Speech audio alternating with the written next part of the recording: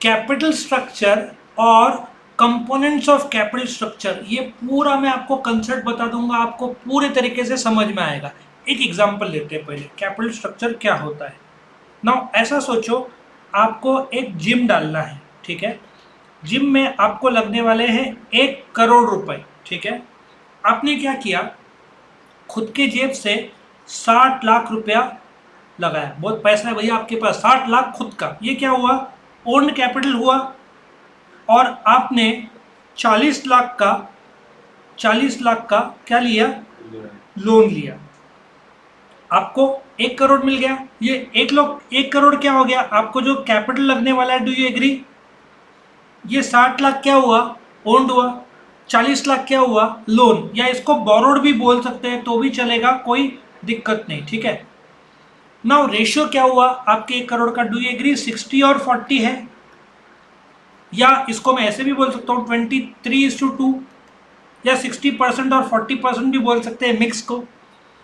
तो what is capital structure, ये जो मिक्स है ऑफ ओन्ड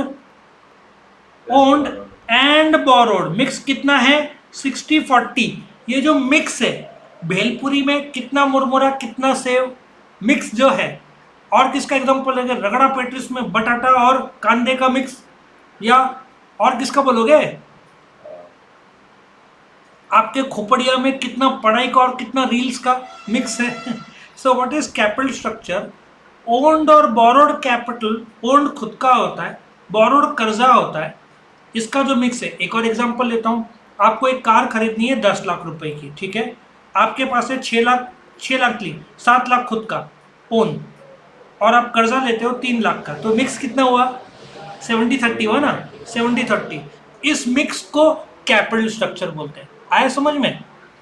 अभी कंपोनेंट की जब बात आती है, सेम बात है, लॉन्ग टर्म सोर्स है और डेब्ट और इक्विटी के बीच का रिलेशनशिप है, लेकिन सिंपल सी भाषा में ओन्ड और बोरोड कैपिटल के मिक्स को क्या बोलते हैं, कैपिटल स्ट्रक्चर। एग्जांपल आप जिम का ले लेना, 1 करोड़ का कैपिटल रिक्वायरमेंट है, 60 लाख का कर्ज खुद का है, 40 लाख का कर्जा लिया, 60-40 रेशियो है, that mix is called capital structure.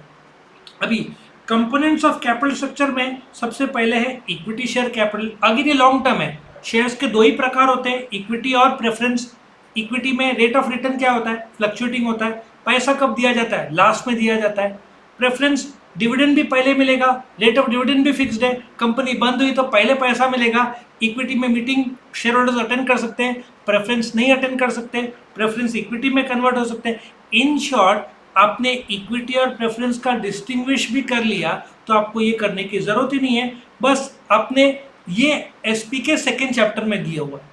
सो आपने कंपोनेंट्स नहीं करके आपने सेकेंड चैप्टर का ये हर एक पॉइंट कर लिया, और यदि पूछा जाए कंपोनेंट्स तो सेकेंड चैप्टर के डिस्टिंग्विश और कंसेप्ट इधर डाल दिया तो भी हो जाएगा। फिर भी मैं आपको शॉर्ट में कंसेप्ट बता दूं तो क्लियर है। तो शेयर्स कितने प्रकार के होते हैं, दो, इक्विटी और preference. Rate of return fluctuating किस में, इक्विटी में, फिक्स किस में, प्रेफरेंस में। पहले डिविडेंड किसको दिया जाता है, प्रेफरेंस को, आखिर में किसको दिया जाता है, इक्विटी। पहले पैसा किसको लौटाया जाता है, प्रेफरेंस को, आखिर में किसको लौटाया जाता है, इक्विटी को। अच्छा, रिटेन अर्निंग्स, आपने 10 लाख रुपया का प्रॉफिट किया, ठीक है, उसमें से 6 लाख रुपया आपने डिविडेंड दे दिया, तो आपके पास कितना बचा, 4 लाख। सो ये आपका प्रॉफिट है, ठीक है। सो प्रॉफिट का वो हिस्सा जो आप डिविडेंड में नहीं देते उसको रिजर्व बोलते हैं, और यही रिजर्व वापस आप धंधे में लगाते हो उसको रिटेन अर्निंग्स बोलते हैं। इसलिए वो इंटरनल सोर्स ऑफ फाइनेंसिंग है। आपके प्रॉफिट का एक हिस्सा डिविडेंड जाता है, दूसरा हिस्सा घर पे रहता है, वो घर का हिस्सा वापस धंधे में लगाया, उसको क्या बोलते हैं, रिटेन अर्निंग्स। फिर बोरोड कैपिटल, डिबेंचर एक प्रकार का लोन है जो सिर्फ पब्लिक लिमिटेड कंपनी ले सकती है पब्लिक से। जो आदमी डिबेंचर खरीदता है उसको डिबेंचर होल्डर बोलते हैं। रिटर्न्स में इंटरेस्ट प्रूफ में डिबेंचर सर्टिफिकेट दिया जाता है। टर्म लोन एक 7 से 10 साल के बीच का लोन है। नॉर्मली ये लोन मशीनरी के लिए लिया जाता है। ये आपका एक प्रकार से कर्जा है। देखो, एक कंपनी का शेयर कैपिटल और रिजर्व्स, ये दोनों को टोटल को नेटवर्थ बोलते हैं। शेयर कैपिटल, रिजर्व और लॉन्ग टर्म लोन जो कैपिटल एम्प्लॉयड, ये सब टर्म्स है, ये अकाउंट्स में आएगा। लेकिन आप सिर्फ फर्क क्या समझो, कि जो मिक्स है ओन्ड और बोरोड का उसको कैपिटल स्ट्रक्चर बोलते हैं। ओन्ड में इक्विटी प्रेफरेंस और रिटेन अर्निंग्स आएगा, बोरोड में डिवेंचर, टर्म लोन और बॉन्ड ये सब आएगा। तो आप ये क्वेश्चन इधर ना करके सेकेंड चैप्टर में करोगे तो आपका काम हो जाएगा। तो आपको वीडियो पसंद आया तो लाइक करना, फ्रेंड्स के साथ शेयर करना और चैनल को जरूर से सब्सक्राइब कर लेना। Thank you for watching.